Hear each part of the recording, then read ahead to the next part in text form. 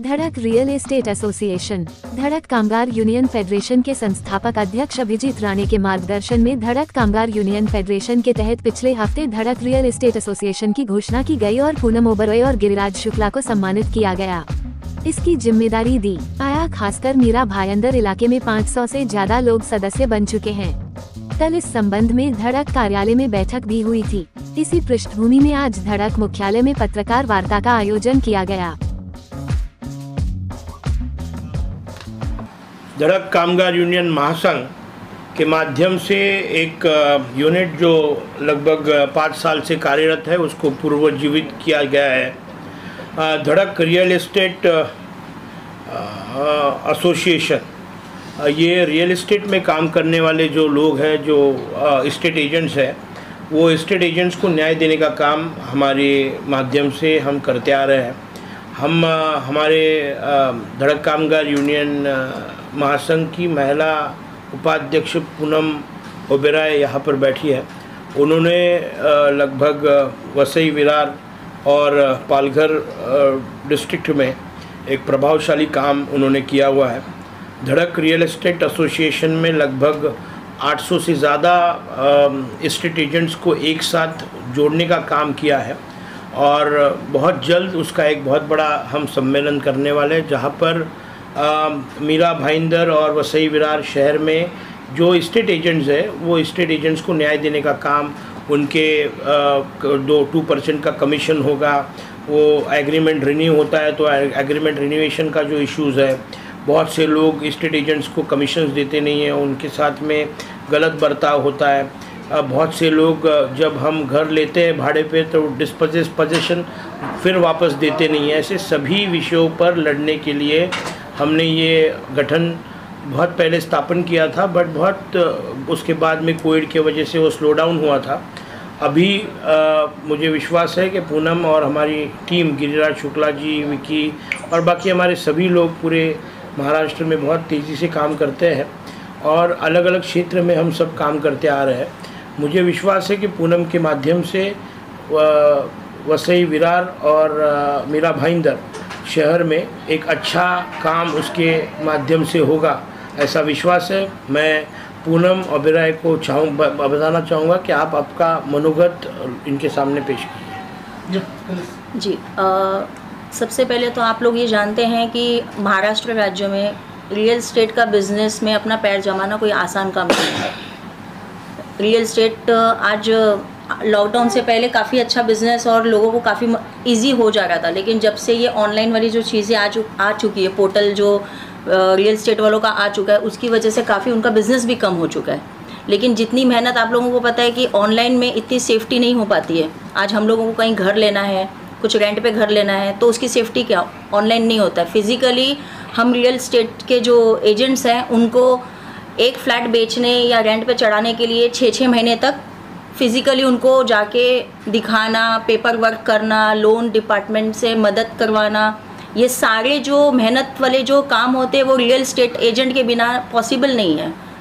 और लॉकडाउन के बाद में काफ़ी चीज़ें बदल चुकी है। लोगों का ऐसा मानना है कि रियल एस्टेट आएगा, वो अपना एजेंट अपना फ्लैट दिखाएगा, सारा मेहनत करेगा। कोई कानून ऐसा बना नहीं है कि इनके कमीशन दिलाने के लिए या उनके मेहनत का जो फीस होता है, चाहे वो जो भी ब्रोकरेज हो, कभी कोई 1% देता है, कभी कोई 0.5% देता है, लेकिन 2% खुशी से कोई उनको देता नहीं कि भाई ये लोग हमारे लिए इतनी मेहनत करते। पेपर वर्क से लेके उनको घर के पोजीशन तक करवाना, मूवर्स पैकर्स जैसे एक्स्ट्रा सपोर्ट्स दिलाने के बावजूद भी जो उनका हक होता है, चाहे वो 1% हो चाहे वो 2% हो, वो उनको नहीं मिल पाता।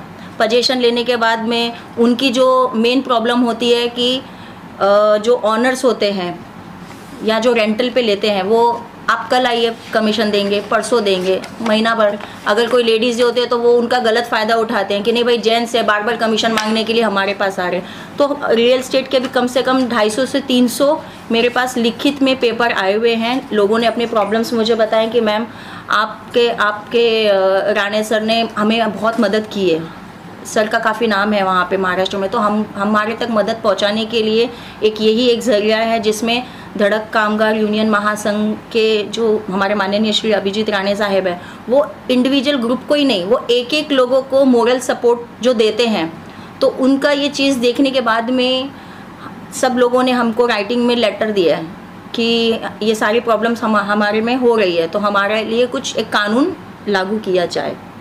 तो देखते हैं, अभी सर के पास सारे लेटर्स आ चुके हैं और आगे हम लोग कोशिश करेंगे कि मेरा मानना ये नहीं है कि मैं मीरा भाईंदर या महाराष्ट्र, मैं चाहती हूँ हमारे पूरे इंडिया में एक ऐसा कानून आ जाए जहाँ पे रियल एस्टेट एजेंट्स को एक अच्छा मतलब एक रेपुटेड और एक बोलते हैं ना, एक उनको रिस्पेक्ट मिलनी चाहिए कि भाई इन्होंने जो काम किया है, जैसे हर किसी को अपना हक मिलता है, तो उनको भी उनका जो हक है वो उनको टाइम पे मिल जाए। हमारा सिर्फ यही एक बोलते हैं ना एक लक्ष्य तय हो चुका है कि अब तक जो भी उनके ऊपर जो नाइंसाफ़ी होती थी वो सब चीज़ें उन पर ना हो और हमको एक इस तरह से एक संगठन बना के आगे चलना है। बाकी आप लोगों का सपोर्ट भी चाहिए कि आप ज़्यादा से ज़्यादा लोगों को ये चीज़ बता सकें कि एक अकेला इंसान फाइट नहीं लड़ सकता है, लेकिन जब हम लोग एक टीम में एक ताकत बन के करते हैं तो काफ़ी प्रॉब्लम्स हमारी सॉल्व हो जाती है। बस ये भी। Thank you. मैं चाहूँगा गिरिराज शुक्ला जी जो बैंकिंग फाइनेंस में रियल एस्टेट क्षेत्र में लोन उपलब्ध करने में उनका बहुत बड़ा हथकंडा है, वो भी रियल एस्टेट फील्ड से जुड़े हुए हैं, वो भी पूनम के साथ में काम करेंगे। तो I would ask Giriraj Shukla also to speak two words on this occasion. मेरे हिसाब से जो टीम का जो एफर्ट है, ये जो पहल है, पूनम अरोरा जी ने जो पहल किया है, जो एक इनिशिएटिव है, काफ़ी सही पहल और सही इनिशिएटिव है।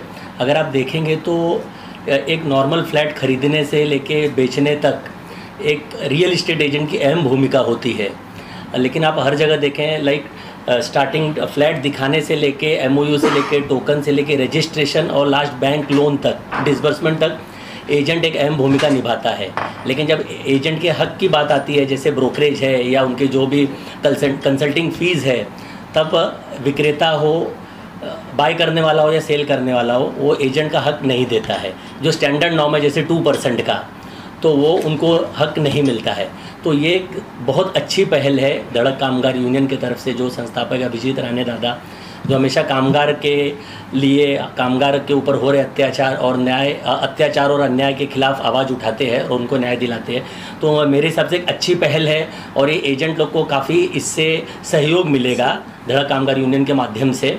जो एजेंट लोग की तकलीफ़ है, जैसे अभिजीत राणे सर ने कहा कि ब्रोकरेज से लेके जो रेंट लिवल लाइसेंस में जो रिन्यूअल होता है हर 11 महीने में, उसमें भी जो 1 भाड़ा 2 भाड़ा लागू होता है, उसमें क्या होता है कि बायर और सेलर म्यूचुअल एग्रीमेंट बना के एजेंट का हक नहीं देते हैं।